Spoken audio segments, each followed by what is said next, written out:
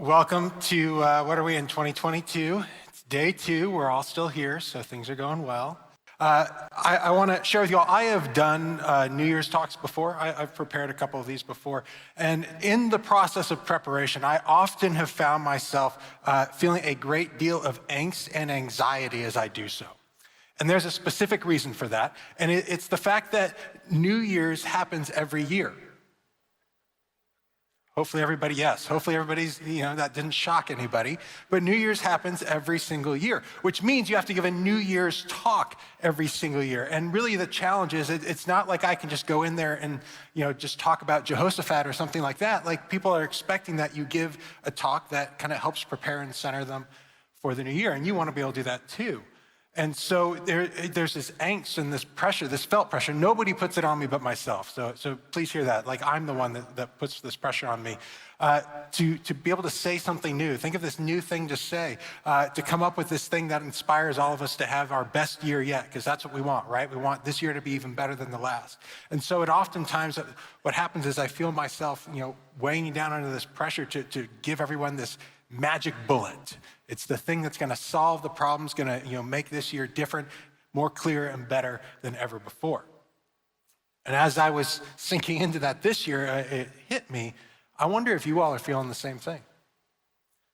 I wonder if you go through the same kind of emotions, the same sort of feelings where if you feel like you've got to find something different, something that makes this year better than the last. Something where, you can kind of just seize the day and say, yes, I've got that. If you all are looking for that magic bullet too. And the reason I think we do this, I wonder if we're looking for these big things, this magic bullet, this thing that's going to help us navigate the year, is because we all have this understanding that there are big things that we expect to happen, that we know are going to happen, and that we want to happen. And what we feel like is we've got to, as these big things arrive, we've got to be able to rise and meet, and there's going to be a big effort required on our part, a big response required on our part for these big moments. And the reason we look for that big fix, I really believe this, the reason we look for that big fix is it seems like at the end of the year a lot of times, I bet you're going to agree with me, the end of the year a lot of times, a lot of us feel drained and exhausted and discouraged, and like we're hanging on by a thread. Isn't that how a lot of us feel at the end of the year? And the first thing I want to say is, like, if you're feeling that, you recognize you're not alone. If you're coming out of that season, you're not alone. So many of us were in that moment, in that season. Some of us still are kind of in that season, but you're not alone. But I also want to say we've kind of trained ourselves to do this. We've built our lives and structured them in such a way that we have this high point at the beginning of the year, right? It's this new point, this part where we're restarting, resetting, and we have this high point. And we work to prepare ourselves for the next big moment that happens on the calendar. If you're like me and you're a parent, your calendar looks something like this. School starts. School ends, summer starts. Okay, what am I going to do? How am I going to approach this? Wait a minute, school's starting again. School seems to happen all the time. Then, Thanksgiving, it's now fall and Thanksgiving is coming and, we're going to be with family. We're going to prep that. And then Christmas is coming and Christmas isn't stressful at all for anybody except for just me. So all of this is coming. And we have these big moments. And then we have this week afterwards where we try and pause and breathe deep and get it all together so we can start over again with this new year, this new thing to tackle, right? And we become these people driven by these big moments, the big things ahead of us, and we're just trying to make it to the end so we can start it all over again. And what my hope for us today is that we discover something that helps us break this cycle. Hope for today is that we discover a way that we can live, a way to live that isn't determined by the big moments, not those moments that we expect or the ones that take us by surprise. You see, my hope for today is that we can find a way to embrace the truth that it's the smaller moments that are going to shape our year. It's going to be the smaller moments that will shape our year. For better or worse, it's going to be the small moments. Sorry. There we go. So, sorry, I don't know. First thing that's important to recognize, I just ruined the moment there. First thing that's important to recognize with this is that it's the smaller moments that can drain us. It's the smaller moments that can drain us. How many of you are familiar with the beautiful, majestic creature, the anglerfish? Some, maybe a few. Well, we have pictures, don't worry. You'll be in awe. This is the anglerfish, the Helen of Troy of the animal world. So, as you can see, we have our anglerfish there. Now, there are all sorts of particular species of anglerfishes, fish-eye, whatever we call them. And there's a particular species of anglerfish that have this very ridiculous, insane, mind-blowing way of reproducing. And I'm going to share that with you because that's what we do here in churches, talk about stuff like that. So, and what the actual fertilization process is how most fish species do it. The female fish, sends her eggs out into the ocean, and the male fish is nearby, and he sends his fish sperm out into the ocean, and they mingle and fertilize, and all that happens. But how they actually get to that point, that's the crazy thing. So the picture here is a picture of a female anglerfish. That's the one we're always kind of familiar with, all that sort of stuff. The males, what we don't realize is that especially with this particular species, the male anglerfish look entirely different. That's a male anglerfish there. And what we see, they're much smaller. They're maybe about an inch long. They don't have those fancy little light things on their head. They don't need them. Their nostrils, if we were to look at them and get a really good picture of them, their nostrils are actually far larger than they look like they need to be. But here's the reason. It's because, remember, anglerfish, they live way down deep in the dark where no light gets, and so they've got to find a way to hook up. And so what they do is the females, they let off, they have this scent, these pheromones that they let off, and the males track them down, as one does, we're familiar with all of that. And then, so the males track them down, and then when the males find them, when they are prepared to get together, the males, now hold on, this is amazing. The males, they actually bite on to the female and don't let go. Those little small things, that's the males. They bite onto the females and they do not let go. And over time, and when I say don't let go, I don't mean like they bite on for 5 minutes and then, it's not hyperbole. They don't actually ever let go. The point where their bodies just fuse together.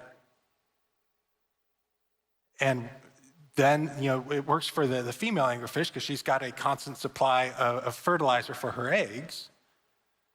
But what happens is that as the male fuses to the female, guess how it continues to live?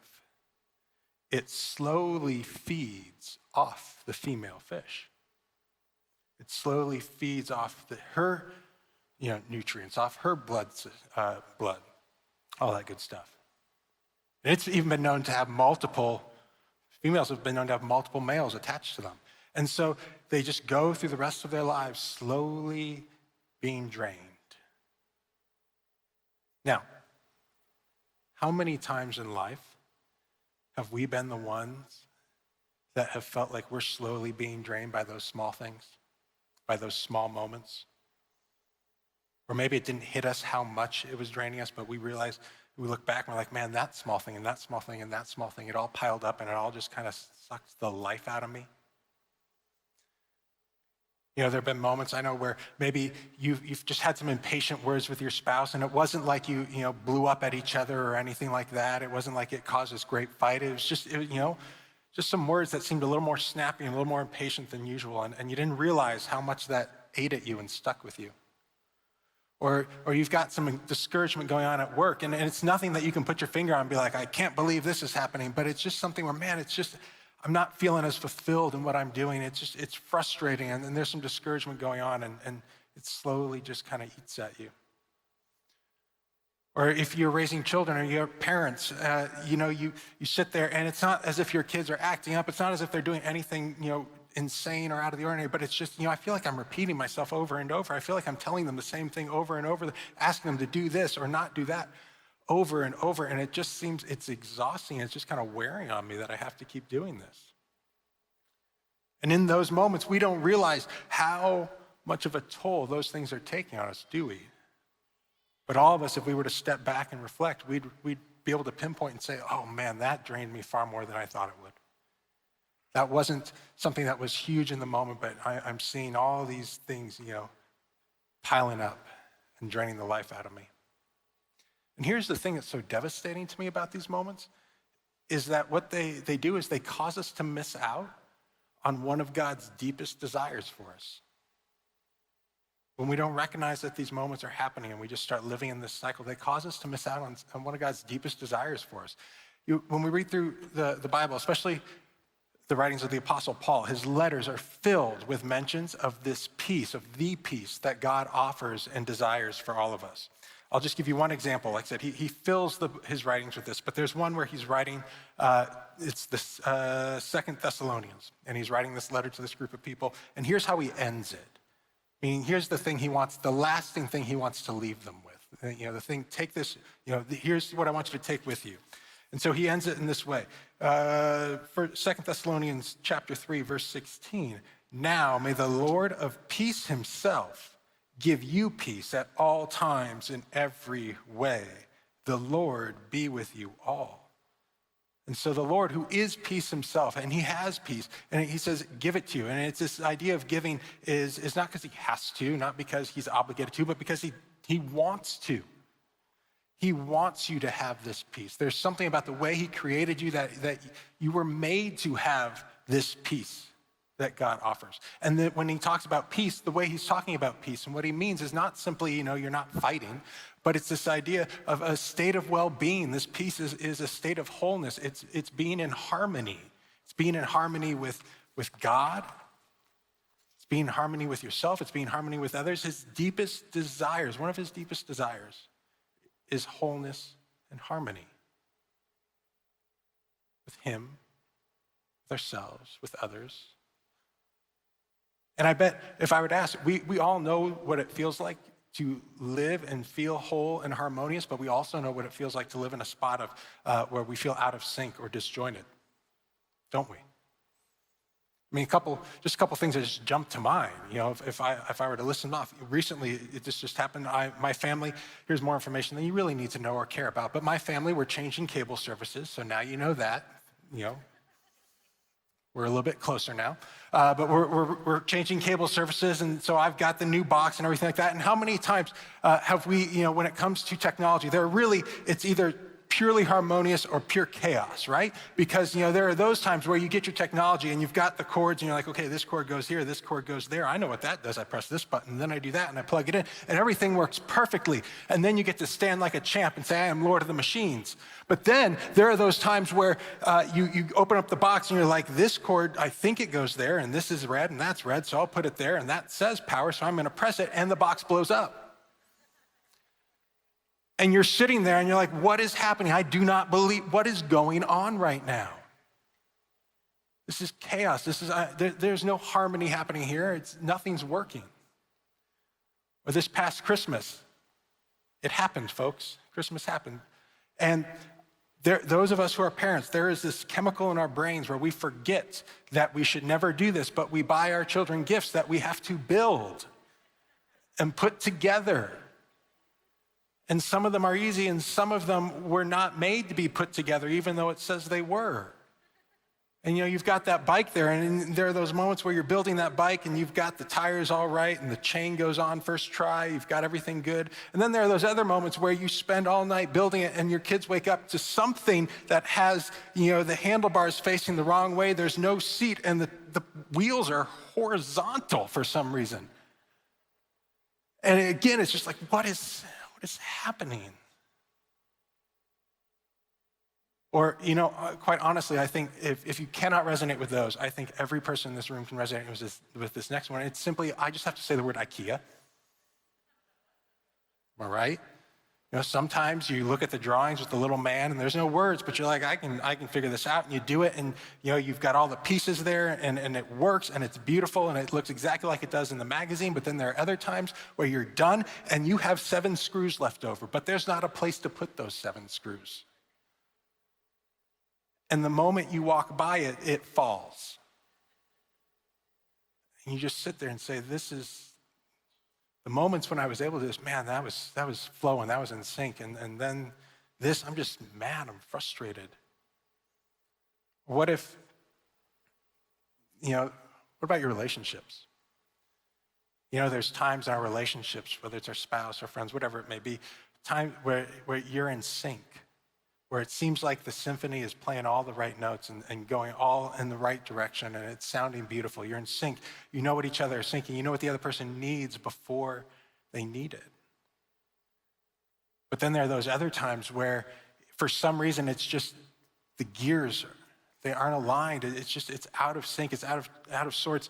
And, asking the question, do we have any more tuna fish, turns into an hour-long argument. And you don't know how that happened because all you wanted was a tuna fish sandwich. And it becomes this thing where, man, your whole day is hijacked. And that symphony, that orchestra, the oboe player is off playing the wrong notes. You see, when we live in a place of where small moments are consistently draining us, we live in a place where we are missing that peace of God, that harmony, that wholeness. And that's a rough place to live, isn't it? When you feel like you're being drained constantly. And you're missing this peace that God desires for us. But there's good news. We don't have to live in this place. I know it's tough because we keep getting drawn into it, but we don't have to live in this place. The good news is that there is a different way we can turn around and experience and live in these smaller moments of our lives. That's good news. And so I want to take some time to walk through what that looks like. Because there's this truth that we see when we read the Bible. Again, we're going to go back to Paul here in a moment, and we'll see this truth play out. But the truth is this, is that just as smaller moments can be the things that drain us, it's also the smaller moments that sustain us. It's the smaller moments that can sustain us. Look what Paul writes in another letter. We're in the book of Philippians, and where are we? Chapter 4, verse 6. And he says this, "Do not be anxious about anything, but in everything, by prayer and supplication, with thanksgiving, let your requests be made known to God. And the peace of God," there's that peace again, "which surpasses all understanding, will guard your hearts and your minds in Christ Jesus. Finally, brothers, whatever is true, whatever is honorable, whatever is just, whatever is pure, whatever is lovely, whatever is commendable, if there's any excellence, if there is anything worthy of praise, think about these things." So we're going to start at the end and work our way back. Paul he lists off this whole list of stuff. And then at the very end, he says, think about this. These are the things I want you to think about. When he talks about think, what he means is to occupy your mind with these things. Fill your mind with these things. Things that are true, that are praiseworthy, that are lovely. Fill your mind with these things. And let's be honest right now, the idea of occupying our minds with things, most of us have this problem where we can't think about anything less than like 17 things at one time. Like trying to narrow and occupy our minds is tough. So let's just acknowledge that and that we're not going to be perfect at that. And it's going to take some work. And if we can just get 3 seconds worth of an occupied mind on something, that's a victory.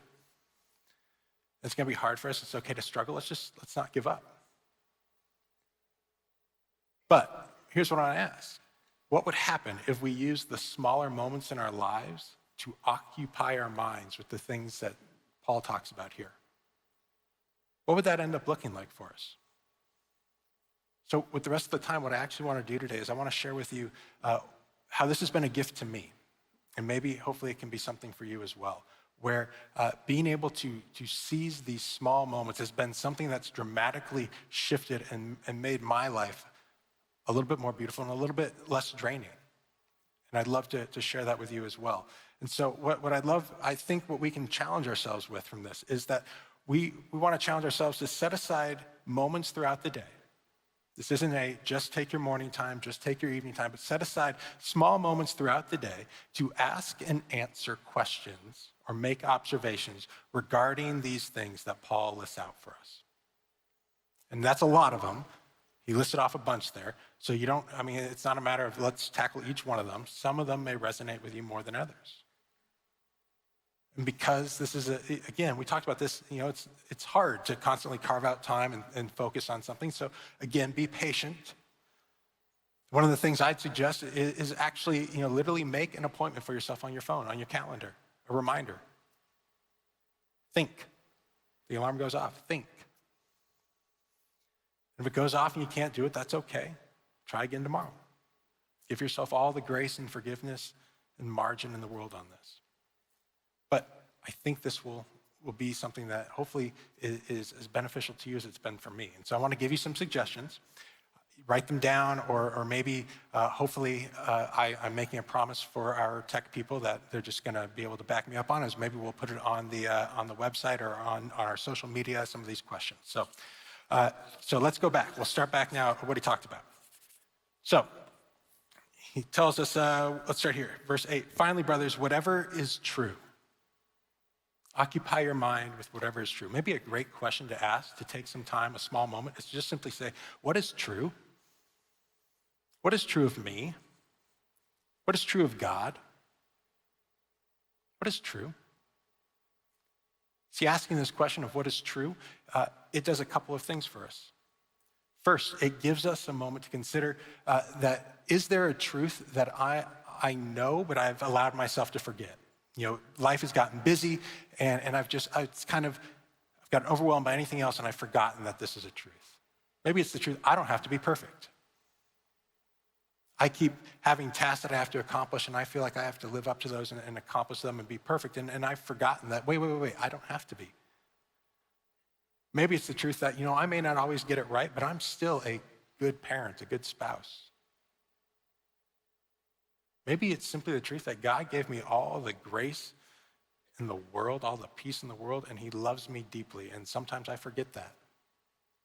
And I feel like I have to continue to achieve and earn. The second thing, asking the question, is it true? What it does for us is it forces us to examine certain conclusions that we may have come to and ask ourselves, are those conclusions actually true? I bet each of us have come to some conclusions where if we were to step back and look at them, we'd be able to say, wait, maybe that's not as true as I thought it was. That's actually not true at all.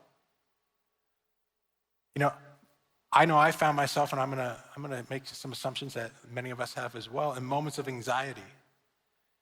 And we've lost ourselves in conclusions about the world around us or about ourselves or how people feel about us or how what type of person we are. And they're actually false. Not everyone is against us, actually. We are good enough, actually. We are loved by these people. And so asking what is true allows us to step back and actually evaluate, are these conclusions true? So what is true? Another one he talks about, we're not going to do all of these, whatever is honorable. And when here the word Paul is using for honorable, it's one of those words that it's kind of hard to find a direct translation for into English. It's not a really easy one-to-one word. But the idea behind this, the idea couched in this word is the idea of reverence and awe-inspiring. So if we were to look at it through that lens, some questions, maybe if we took time during the day, we could ask ourselves, or even just kind of make an observation, some amazing things that happened today were what? And I don't know what your lives are. I don't know what your days are like, but I bet you if you stopped maybe in the afternoon and said some amazing things that happened today, maybe you'd find something. Or another way to think about it is a moment where I found myself in awe of what God is doing and who he is this, or was this. I like to, on Sundays that I preach, I like to be the first one here. I don't know why, I don't want to be late, so I like to be super early. And so I get here before the gates are open, and this morning, so I pulled onto campus, opened the gates, came on, and all the lights were off, parking lot lights, all of that. And I got out of my car and was starting to walk into the offices, and I looked up, and do you know what's in the sky? There are stars up there. I had forgotten that. And I paused for a moment to look up, and I saw so many stars. And I, in a moment, was overwhelmed by that. That is a beautiful thing. It was a small moment where I was just like, wow, God knows what he's doing. You know, what is something that I find myself in awe of what God is doing? Some of us, we've had relationships that we didn't think were ever going to be repaired, and then we started seeing some small movements, and all of a sudden that relationship's getting a little bit more repaired. That's something to be in awe of, isn't it? That's something great that God is doing. So, looking for the amazing thing, the thing that gives me awe. Another one would be whatever is lovely.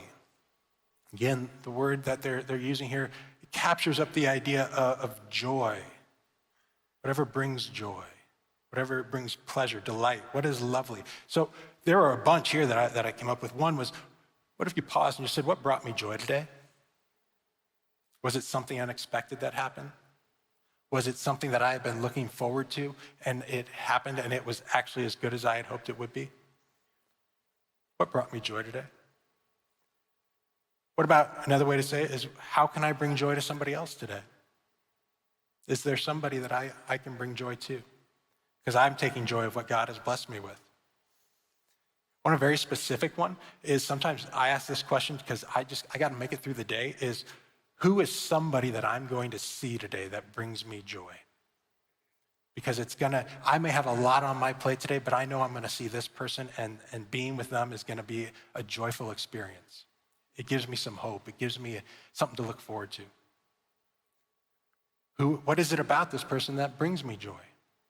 God made that person in such a way and filled that person with his own attributes that they are able to bring his joy to us. What is it about them that brings me this joy? So whatever is lovely, you can ask these questions.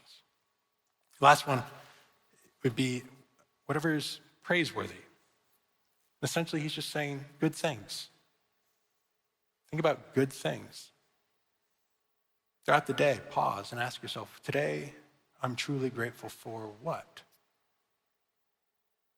Truly grateful for the blessings God has given me. I'm truly grateful for my family. I'm truly grateful that, I got to actually have this very specific moment with my family. If you want to know what you're grateful for, another way to figure this out is, what would you miss if it wasn't there? Step back and ask, what would I miss if it wasn't there? Because sometimes you don't realize how grateful you are for something until you realize it would be gone. And once you discover that, you can say, I'm grateful for this. And so these are suggestions. These aren't, there are other, words. We didn't cover all the words. There are other ways, questions you can ask, observations you can make, but these are suggestions. And again, it's because it's been such a gift to me as I've gone through these small moments. And I've discovered what it means to be able to pause and have these small moments that sustain rather than drain. And so I hope that they, in some way, are a gift to you. And again, I'm going to repeat myself a little bit. It's simply that, it's taking moments throughout the day. It's if you can, set aside time, make an appointment, a reminder, whatever you need to be, if you're that type of person that needs that sort of thing. And here's why I think this is important. Because we've programmed ourselves to live in the big ups and the downs, right? Expecting the big ups and the big downs. But I think it's possible to reprogram ourselves to live in more sustaining small moments. And when we live in those small moments and they're sustaining us, then they don't drain us. When we live in and don't miss these smaller moments, we find that instead of feeling empty, we're filled with peace and wholeness and harmony.